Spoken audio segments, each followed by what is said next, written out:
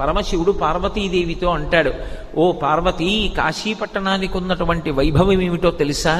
పాపములకు ఎదుర్చుక్క కాశీ, ఉపపాతములకు విషము కాశీ, కళ్యాణముల కాటపట్టు కాశీ, ముక్తికి పుట్టినిల్లు కాశీ. కాశీపట్టణం లోపలికి వెడుతుంటేనే రోమకూపములను ఆశ్రయించి ఉన్నటువంటి పాపరాశి పక్షి రూపంలో ఎగిరిపోయి చెట్లని పట్టుకుని ఉంటాయి. మళ్ళీ వాడు బయటికి వస్తాడేమోనని 9 రాత్రులు కాశీపట్టణంలో ఎవరు పులిమేర దాటకుండా గడుపుతారో ఇక వాడు మళ్ళీ 9 నెలలు అమ్మ కడుపులో పడుకోవలసిన అవసరం పోయింది. కాబట్టి ఇక ఆ పాపములు ఆ వ్యక్తిని పట్టుకుని ప్రయోజనం ఉండదు. కాబట్టి ఇక ఆ పాపములు అక్కడతో వెళ్ళిపోతాయి, ఇక వ్యక్తిని పట్టుకోవు. అందుకే కాశీపట్టణంలోకి ప్రవేశించాలంటే కాలభైరవుని యొక్క అనుమతి ఉండాలి. అటువంటి వైభవం కలిగినటువంటి కాశీపట్టణం పాపములకు ఎదుర్చుక్క కాశీ.